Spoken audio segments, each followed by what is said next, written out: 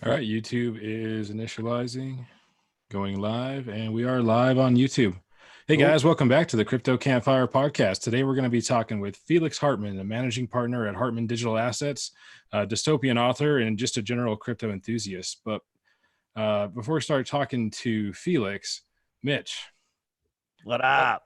the hell is going on in Oh, this world? it's crazy, dude. It's It is. crazy.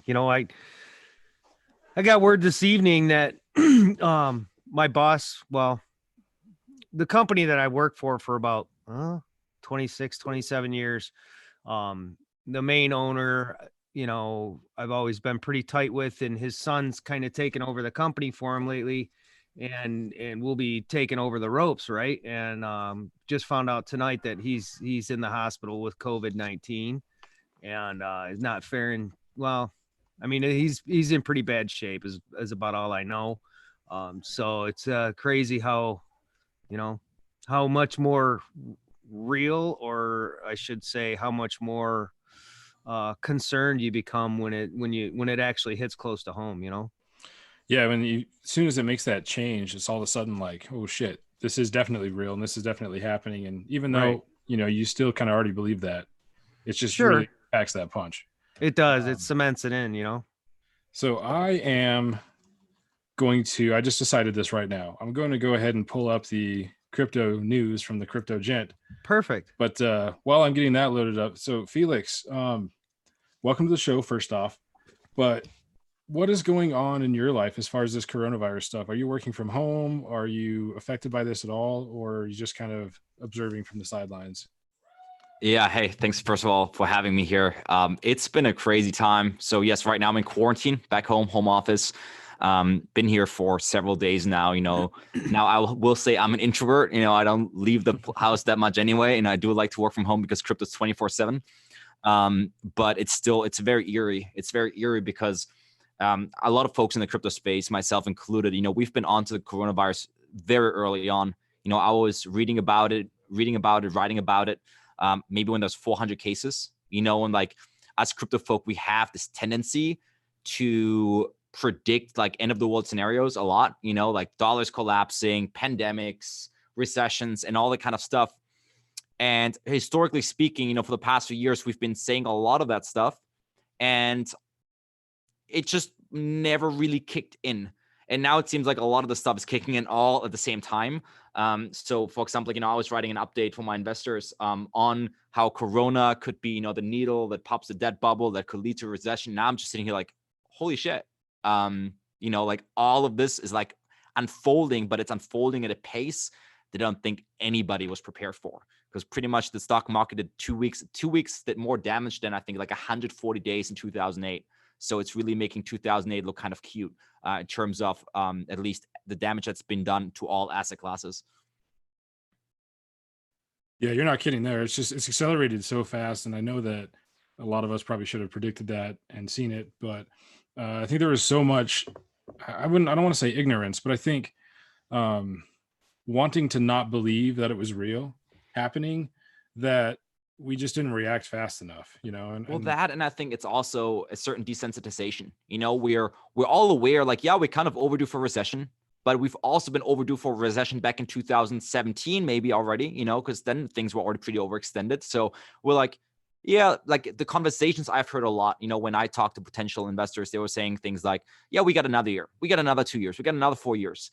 But if you know that you're already in, like, let's say Q4 of the cycle, it might be wise to take some chips off the table, but I think, beyond the financial aspect, just from even the health perspective and just from a societal perspective, I think our world just hasn't been in a situation like that. We're not that we're soft, but like most Western countries, we haven't had a war at home. We haven't had a crisis like this at home. So nobody really knows, like, how do you handle this, even just from an emotional, psychological perspective. right. Yeah, exactly. I mean, and that's what's probably the most crippling, throughout the Western civilization, is just that nobody really was prepared for anything like this. I mean, I shouldn't say nobody. There's a lot of people that have been prepping, for a long Prepping, yeah. time, right? And they're the diehards, and hey, kudos, guys, it paid off a little bit for you, but the never ending fact is that we're all going through it together.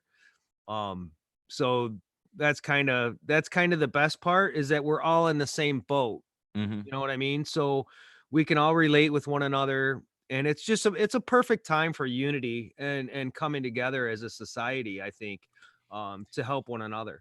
I agree. I mean, I feel like I have there's two sides to that. On one hand, yes, it's like a common global enemy that we can unite against. Right. On the other side, I do think to an extent there is some level of nationalism that's rising here, because everybody's closing their borders, everybody's putting their own countries first. I mean, I get it, to an extent it makes sense. But when you hear things like Switzerland is closing borders to Austria and Germany, or Germany's closing borders to Austria, or Canada's closing borders to America, the USA, those are all like, country combinations that are culturally so similar, where you're like, wait, even Austria's closing the borders to Germany, or even Canada's closing the border to the USA. It is making, not tribalism, well, nationalism. I think to an extent there is a rise in nationalism, where we put ourselves first. Yeah, I agree, but at this point, to keep the spread, right, to try and minimize the impact, I guess it's something that's a necessity to a Yeah. point, you know. But I think that's just like, I think the not exciting is the wrong word, but I think the interesting part to watch with this virus is to look for, the tertiary trends, so to say, that emerge out of it. I think a lot of people are focused on the health aspect. Now, a lot of people also focus on the financial aspect, but I think there's a lot other ripple effects, like political ones and cultural ones and social ones, that really will come out of this. Because I think it's pretty like, this is, by now, it's pretty generation defining. It's obviously way bigger than the bird flu or the swine flu and all that kind of stuff, because we didn't shut down countries, we didn't shut down cities when that happened. So it's just, yeah. Oh, Yeah, and I think those events, have partially contributed to that lack of preparedness, because I know, even myself included, when this first started happening, you're like, oh, here's another swine flu. Yeah. At the beginning, you're like, oh, here's another virus that's never going to make its way all the Right. way across. Swine Really flu, affect Ebola, everybody. Zika, you name it. We've Every all year heard is this something shit before. else. Exactly. And then there was that one day and it was different for every person, but there was that one day where it just kind of clicked, and you were like, oh shit, maybe this is different, Yep. And then, like we were talking about earlier, once it's affecting somebody that then it's just totally next level, and you're like, oh shit, this is real, this is happening. Now what do we do? Absolutely. I mean, something I actually said recently on Instagram, I said, look, most people won't take this seriously until the first celebrity dies. It sounds bad, but unfortunately, that's how most people tick. It's true. It is. It's totally true. Real quick, before we get way too deep down this rabbit hole, Felix, tell us a little bit about yourself and how you got into crypto. What brought you into the crypto space, and what kept you here? What got you hooked? I started as a trader back in 2012. Initially, it was mostly equities and derivatives. I went into the crypto rabbit hole first. I knew about crypto, unfortunately, already since 2011. Back then, I just kind of discarded it as a, Silk Road and, illegal activities. I understood that it was, a medium of exchange. I never saw, the store of value aspect behind it, the investment potential in it, really. That didn't kick in until in 2015. I was CEO of a crowdfunding platform. We, after the Jobs Act passed, I became CEO of an equity crowdfunding platform that wanted to also include Bitcoin as a form of payment, right? So back then, we actually had integrations with Coinbase and BitPay, and that put it on my radar, right? And 2015 was a year when Bitcoin was pretty dead, right? Like, Bitcoin wasn't really moving much. It was always in the $200 to $300 range. It was just like, going sideways. And pretty much coincidentally, as the startup had a falling apart with my co-founders, because it was three of us, pretty much the other two started suing each other. All of a sudden, this was like early 2017, I saw, Bitcoin come back to life. And the trader in me all of a sudden woke up, because I was like, you know what? I've been trading since 2012. To me, like, that was a clear, simple breakout pattern that was happening, like, on a macro scale. And I said, you might want to look into this, because obviously, like, I thought it's found its price of equilibrium, at like $200 to $600, and all of a sudden, it's going to 600, going to 700, approaching 1,000, which was close to its all-time high at that point. And I went into the rabbit hole, started watching anything I could from Andreas Antonopoulos, started reading anything I could get my hands on. And pretty much 2 weeks passed where I didn't do anything else but research Bitcoin, not even crypto, just Bitcoin at that time. And then I quit the startup. I said, I'm going all in on crypto, went all in on crypto trading. I obviously did really well in 2017 because it was 2017. But beyond that, I also outperformed Bitcoin by a multi-X, which then led me to starting my own hedge fund because I had a lot of outside investors wanting to invest through me. So that kind of what brought me in it. And, I launched the fund. I formed it in like February of 18. So that was, already the beginning of the bear market. I launched in June of 2018. So I had the pleasure of suffering through like a lot of ups and downs, right? So, I think when we launched, Ethereum was still sitting at $800. Last week we saw 80. So yeah, it's been a roller coaster. But what's really kept, like, I would say I think it's with many people. The money is what draws people in, and it's the technology and the fundamentals that makes them stay, right? The trader in me said like, wow, there's an opportunity for like, another massive rally. But then even when Bitcoin crashed to 3,000 in November of 18, I said like, look, the fundamentals never changed. Just like last week, especially last week, it was 4 a.m. at my time. And I live watched as Bitcoin dropped from 7,200 to 5,800 in like 10 minutes, 15 minutes. I mean, I said frozen in my chair because like it went so fast that you couldn't even make a transaction over the blockchain. There wasn't that much that you could do. So I'm just like, when does it stop? Wow. It was like January of 2018. Yeah. It was insane. And to me, but that obviously there was a lot of processing that I needed to do that next day. But then when I did that processing, that next day I think was the day when the U.S. government announced the 1.5 trillion that they're doing in loans, and like they started doing the bailouts. And then that very same weekend, another 700 billion in QE and interest rates to zero, no reserve ratio. I'm like, hold up. Yes, price went down, but everything went down. Gold went down. Oil went down. Oil is like at a 2003 levels right now. The fundamentals haven't changed. And if Bitcoin was ever needed, it's right now. When there is no reserve ratio, when we're going nuts with literally, I think we printed $3 trillion in 4 days.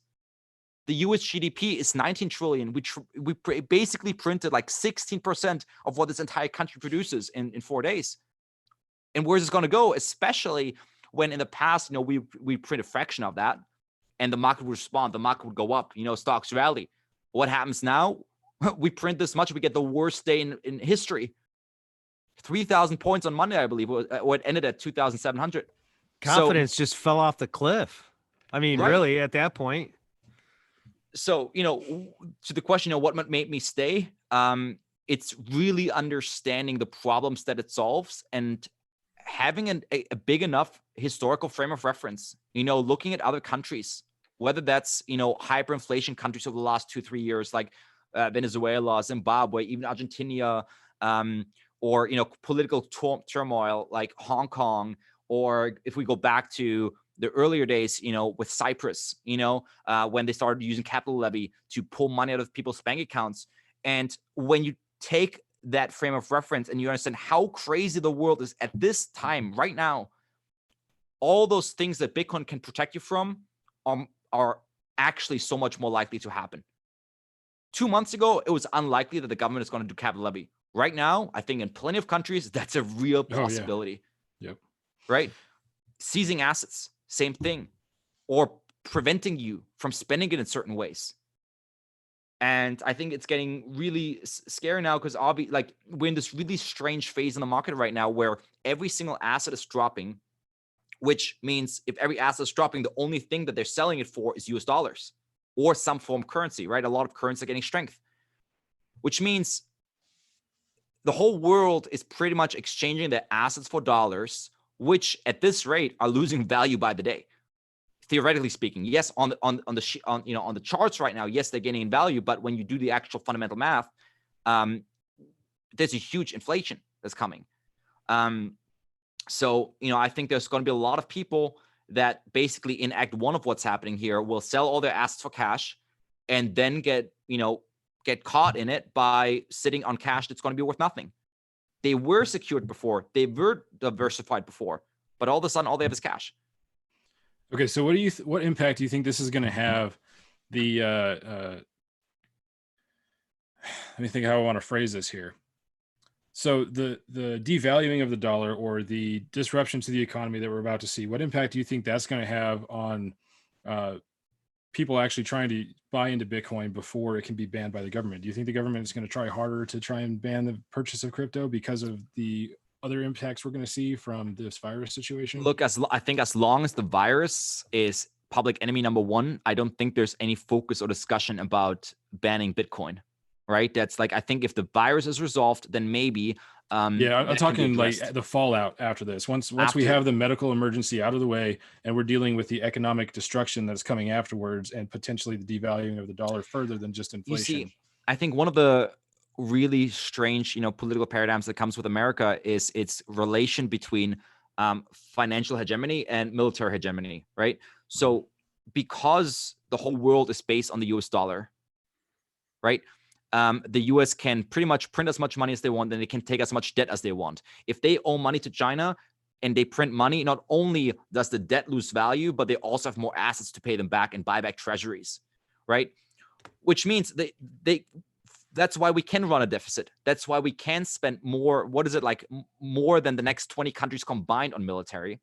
And because we spend so much money on military, nobody dares to stand up to the US. Nobody dares to speak up. Nobody dares to attack.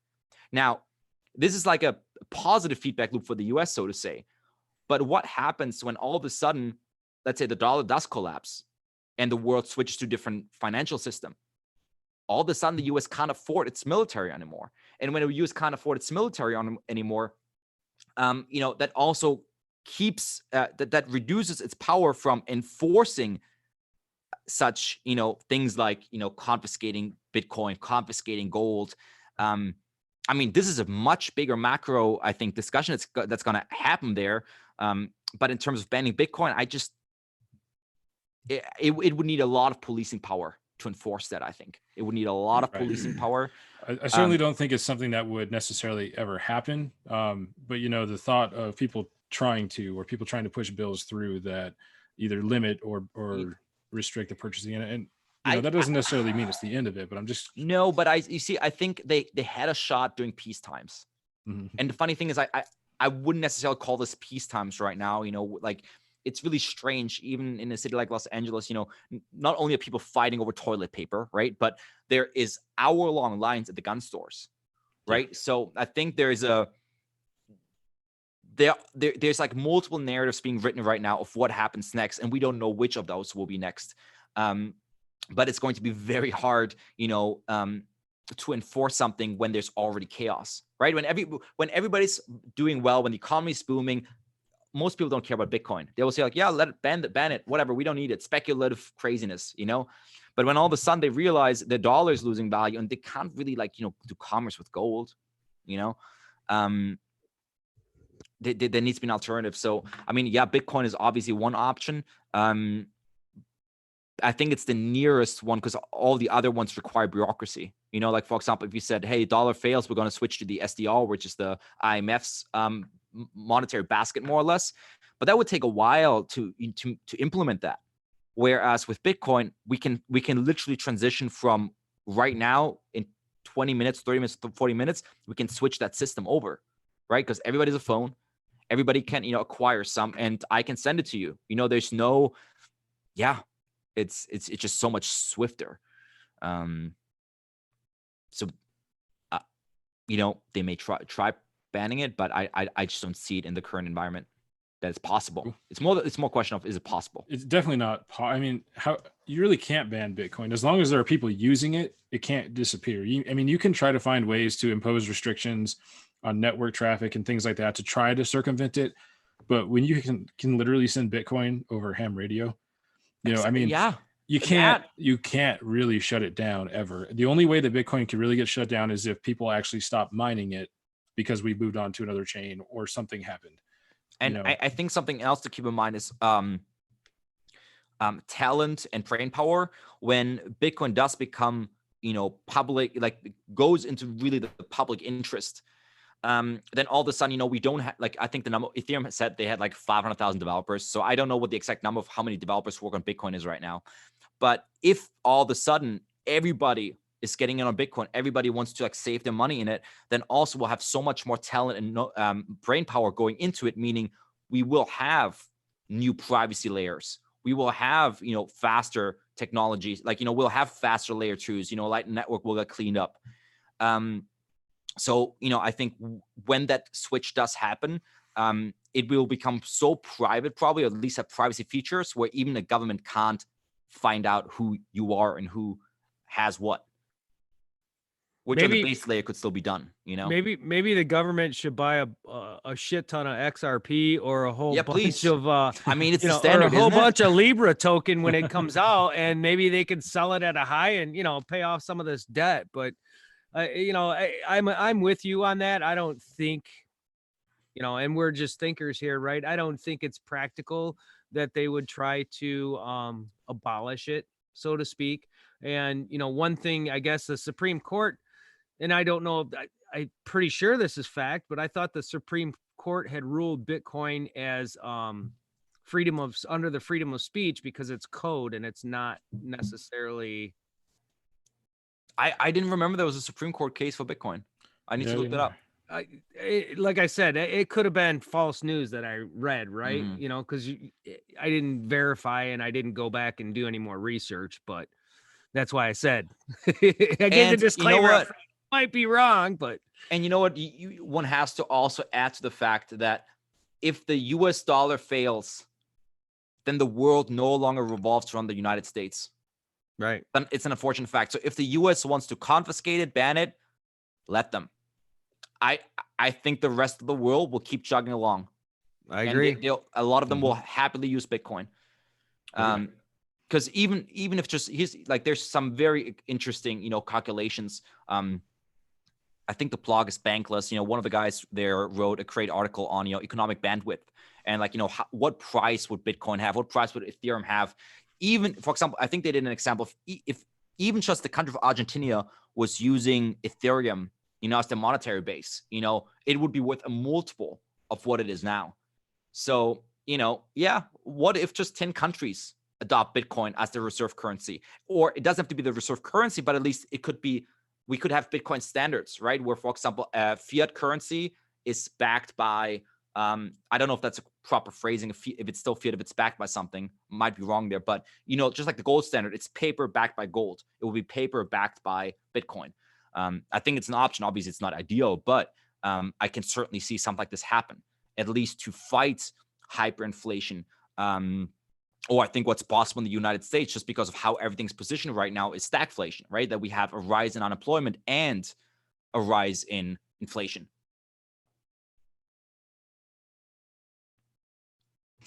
All right, so I forgot to do this earlier, and we got sucked down a rabbit hole. So real quick, I'm going to throw out the crypto news from the Crypto Gent. Mm-hmm. Thanks, Professor. Hello, Crypto Campfire listeners, and welcome to the cryptocurrency news in a flash with the Crypto Gent. Brave browser delivers on promise and files GDPR complaint against Google. Coinbase's chief legal officer resigns to oversee US national banking system, and BTSC.com is to accept Great British Pound faster payments on its website. That's the cryptocurrency news in a flash with the Crypto Gent. It's back to you, Professor. So that was the very first live cryptocurrency news in a flash with the Crypto Gent, but we're going to have to talk with the Crypto Gent about amping up his microphone so that we can actually hear it better next time. But cryptocurrency news in a flash with the Crypto Gent. Thanks, Crypto Gent. Can you believe that about that guy from Coinbase going over to the going over to the what did he say? The Treasury. Treasury, yeah. Right? It's the former legal chief legal officer or something. Yeah. Yeah. Yep. That's crazy. It takes time, but these little seeds get planted. Right. Little seeds, yep. And that's bullish for crypto. I mean, it's got to be. I was going to say, is that a good thing or is it a bad thing? I think it's a good thing. It's more pro crypto or crypto natives being planted in a traditional system. Right. Mm-hmm. The thing about crypto is we got to have legislation of some sort. As much as a lot of people hate the idea of having any sort of legislation on crypto, there's going to be some. That's just the way it works, because until you have that, a lot of people aren't going to feel comfortable using it. I think there needs to be a very fine line or that there is a very fine line, of what is too far and what is too much legislation and what's, are you overreaching? But until we get something in place, I don't think we can really truly see mass adoption, quote unquote. But Yeah. getting Absolutely. those I little mean, seeds look, planted is going to be very helpful. if you want to use crypto without regulation, you always can, right? Yeah, Like exactly. like anything, like no, again, nobody can shut down crypto. So if Yep. you want to do unregulated things in crypto, you can. Nobody's stopping Mhm. you. But if you want to get to the bell curve part where we are reaching mass adoption, where we're getting out of like the innovator and the early adopter phase, you got to get out of the gray zone, right? You got to Yep. get where it's not just like old school financial guys, but also just like, regular people, they don't feel like, ooh, this is the black market thing. No, it's like, it's very common. It's very safe. Their tax advisor isn't like shuddering, saying, ooh, you don't want to touch these cryptos, because only when there is, what's it called? Regulatory clarity, then all the different like old school advisors and stuff like that will feel comfortable enough, letting their clients use it. And I think right now there's just too much fear mongering around crypto, which I think will go away once there's more certainty of like, how do you pay taxes on it? How is it being tracked and all that kind of stuff. So I got to ask you, let's go back in time. Mm-hmm. You posted a tweet about pretending to be married to your Tinder match and talking about Bitcoin. I need to know more about that. There's not enough information in the tweet for me to truly understand the depth of this situation. So that is one shout out to Lauren. That was one of the funniest Tinder matches I've ever had. This thing went on for like a year. What, a year? Holy shit. Yeah, it was actually like BuzzFeed worthy. We're basically from the first message on, we pretended that we were married. And then this went also on Instagram, text and everything. Even FaceTimes, where we actually pretended we had like kids and shit like that. That was always a pure humor. Like, it's not even like that. And what's it called? Because obviously I run a fund and I'm a trader. Like, I'm always talking about crypto. We had like a fake divorce, in this like fake scenario there. And, we probably talked like maybe once a month or something like that, but it was always just like, the story kept going on, and she was like, basically the divorce happened because I always just like focus on crypto and Bitcoin and whatnot. And I'm like, but that's what's going to make us rich. Like, you won't be complaining, when all of a sudden, we're getting the cars in the house. Yeah. So I posted the screenshot, I think, actually, right? It was pretty funny. Yep. That's awesome. It's crazy.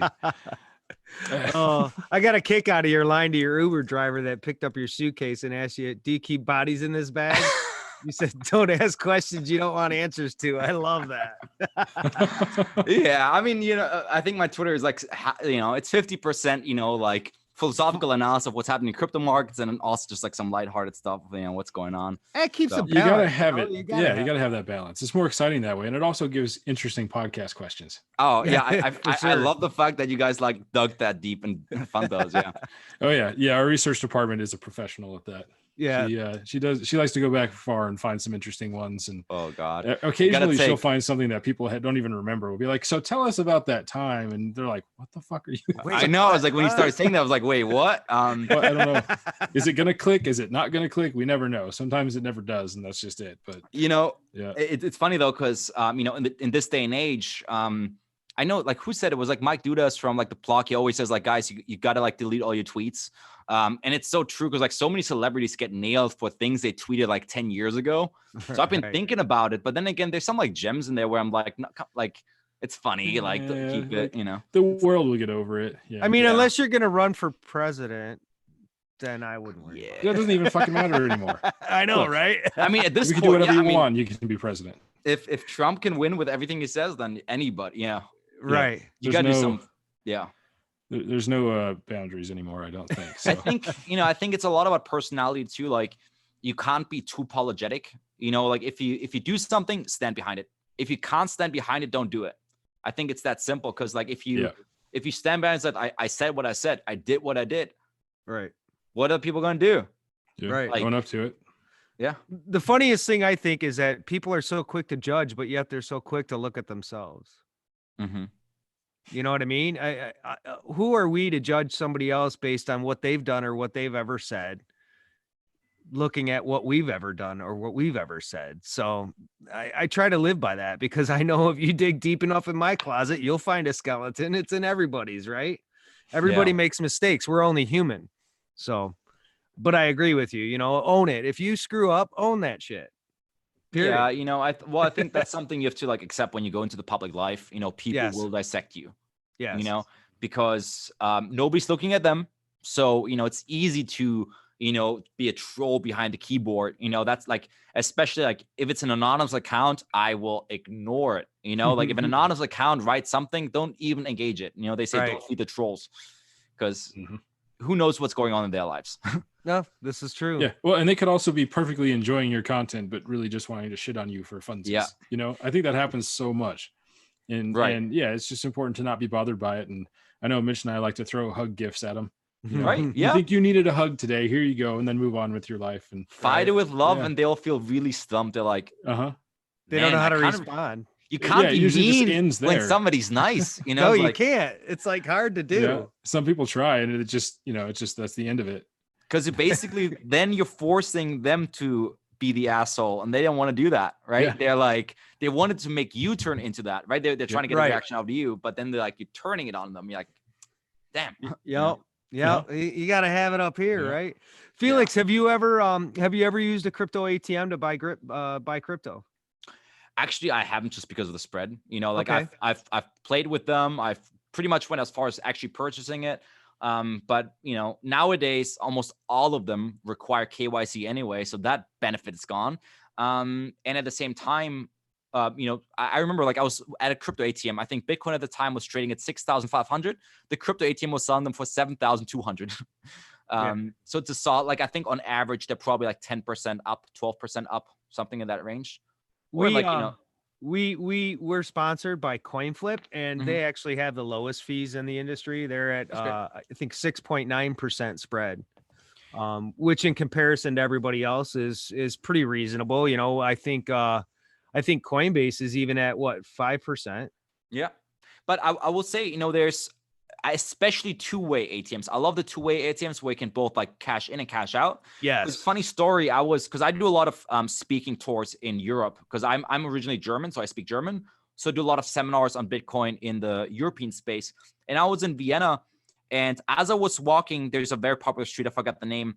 I looked to the side and it says Bitcoin store, or like House of Nakamoto. I'm like, oh, let me check that out. So I walked down this alley. I'm like, Bitcoin store. Like the world feels so small when you find somebody else in Bitcoin.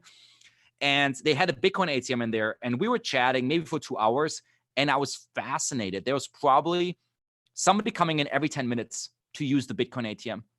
And that, I think that is one of the best piece of evidence for adoption, where like Travelers International, right? They might not have enough euros. It's where are they going to change the dollars to euros? It's tricky sometimes. Right. But if they have Bitcoin, they can just exchange it. And actually, even with 5%, 10% on top, it might still be cheaper. Because I remember I was in Europe, in Greece, and I ended up spending something like 15 to 20% in fees to cash out some money in Greece. Because, number one, my bank charged me for an ATM. The ATM itself charged some. They charged a spread between euro and dollar. And there was like 4 different types of fees, and exactly. At that point, I was thinking, that's actually another tweet I made back then. It was like June of 2019, maybe. Yeah. Where I said something, wouldn't it be so much easier if every country would also would denominate their goods in their local currency and Bitcoin? That way, any traveler, has this one uniform currency that they can pay in. Right. I think that's coming. It's just a matter of time, right? And I think one of the good things about the ATMs is it puts a little bit more visibility out there. Like I know on the ATMs that I've actually placed in a couple of different, or one particular location, we have these things that are called seed cards, and these seed cards have like QR codes on them and such. And the QR code will take you to bitcoin.org. It'll take you to litecoin.org, stuff like that. And to educate people on what it is. So and on the top of the card, it says, are you crypto curious? Well, this thing's sitting right next to a regular cash ATM. So people are gonna look at it, and if they don't know what Bitcoin is, or they don't want to, they're gonna take one of those cards and hopefully learn, And what that is. And you know what? I think what else it is also it just makes it so much more real and tangible. Where people always say, "So if I have this Bitcoin, how can I turn it into real money?" Because to them, Right. it's still it's an investment. It's a speculative thing to make some money. Like so how do I get money out of it? And it becomes so much more real when you can say, "Hey, at this ATM, you send the Bitcoin to it, and money comes out." Right. Yep. And all this like, wow, this is real. This is not some like magic internet money. This is real. Which you can either accomplish by an ATM or by stores actually accepting it. I mean, it becomes real. Like, when I started both buying things in Bitcoin or paying people in Bitcoin, all of a sudden you're like, this is so much easier. Yeah. And so much faster. Yeah. Once you start using it, it's hard to not, Right. I use Bitcoin anytime I have a chance. And there's Right. unfortunately, there's not a lot of, okay, I mean, I shouldn't say that. There are a lot of ways to, if you want to go like Ken Bozak does, and transfer it through a service of sorts, to make sure you can spend Bitcoin in one way, shape, or form on every transaction in your life, then you can. Yeah. Sure. But to do it in just kind of the normal flow of things, you can do it in some places, but not others. But at least you can get some of it done. And especially when we're doing online stuff, like our sponsorship stuff, we make sure we get paid in Bitcoin, Yeah. and we transact in Bitcoin. We pay people in Bitcoin. We do things in Bitcoin anytime we can. And it's so much nicer. And in fact, all the money that comes in for that, if I have to buy stickers or something with cash, it goes through my Cash App, but it's Bitcoin. It's coming out as Bitcoin. And, it's so convenient just to have that ability. And if I really want to go get cash, I can either hit the ATM, or I can just transfer it to my Cash App and use the Cash App at the ATM or the cash card at the ATM. So Yeah. I think, there's a one lot of the options.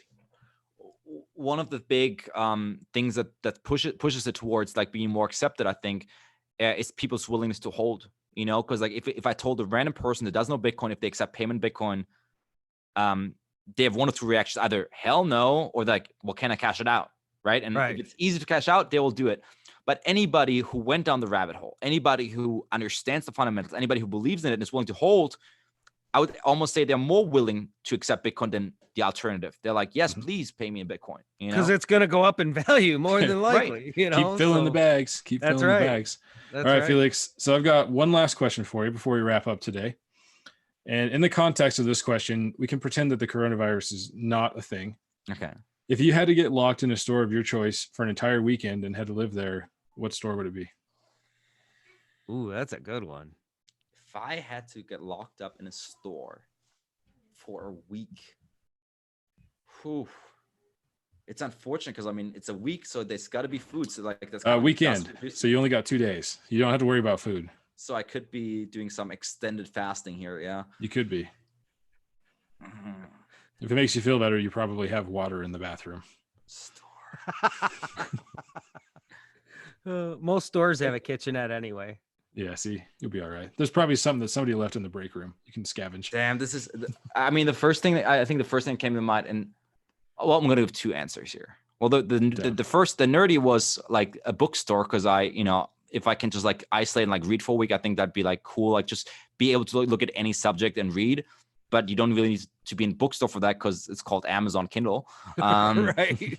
On the other, but then I was like, wait, I looked over there. I'm somebody like I have swords and stuff like that. I was like, you know what? Like a gun store could be fun, or like some weapon store where you can just like That's got an indoor range. Yeah. Right. Let your guy out and just be like, fuck, do crazy stuff. There you go.